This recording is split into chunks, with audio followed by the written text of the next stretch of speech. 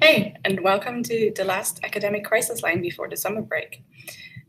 Today, I'm going to talk about how to get through rough patches and motivation deserts. And it's a bit ironic that just right now I'm going to talk about this topic because I'm just in the midst of one of these, and I really struggle with figuring all the things out and getting out of it. In the information section of this video, there is a link to a previous session on work-life balance, which is very much linked to getting through these motivation deserts and like getting out of this dark, deep gap of not wanting to do anything.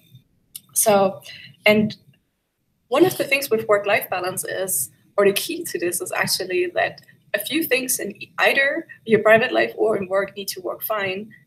But if too many things go wrong, then you always run the risk of falling into one of these dark pits. Currently, because of visa situation and a lot of other trouble, like my private life just completely took over. And now I really, really struggle to get my work done. And now, because this has been stretching for such a long time, also now work starts getting to go slow and hold up, and I'm not motivated. So this is really hard. It's usually easier to prevent these things. So look at the tips I was giving in this session, because it's much harder to get out of it once you're there. But there are some strategies. As usual, if you have live questions or you want to tune in the discussion, you can use the YouTube chat window, or alternatively, you can tweet me to @phdial. So one of the most important things is, if you find yourself stuck in such a situation, is to take some time off.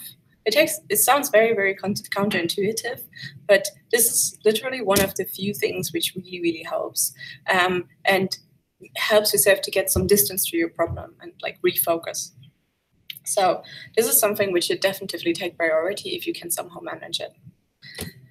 Another very important thing which we do far less often than we should is ask colleagues and friends for help.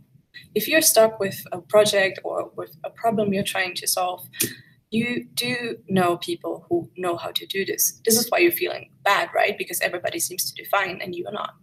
So ask these people, ask them for help, ask them for concrete help, ask them whether they can look over some of the things you're struggling with, and just approach people. Everybody knows these problems and everybody has been there before. So people feel you and people understand it. So just reach out and ask for help, whether this is more emotional, motivational support or something very concrete on a project. And you see, as soon as you like start solving one problem, it moves forward and you can finally solve some things and put them aside, and your motivation slowly starts coming back. Another very important thing, which is harder to do during the summer than during the semester, is get out of your office and get inspired. Either go to lectures which are out of your field or a bit to the side, or go to workshops and seminars and just see what other people are doing and just get some inspiration and talk to other people who think very differently about stuff. If you do not have access to all these things, or it's just summer break, then do some reading. Do some very broad reading, like nothing specific in your discipline or your particular research question, but more the bigger things, like go to the journals which publish the bigger theoretical things, or read some old papers from 100 years ago and see what they have to say. And this can be a really inspiring and also healing experience for your work motivation. And also, if you can, reach out to other labs and ask whether you can visit them for a week or like work a week there. Just go to some friends, meet friends, go to a different city, different university, and just see what they are doing and attend their lab meetings and see how they think about your projects and just present. And then you will already see like a lot of people share their enthusiasm about what you're doing or their criticism, and like keep you get you some kind of relevance back, and you start feeling again why you're doing this, and you might find yourself being passionate about your projects again. Another thing which can be a really, really good idea in such a situation is to start a new project.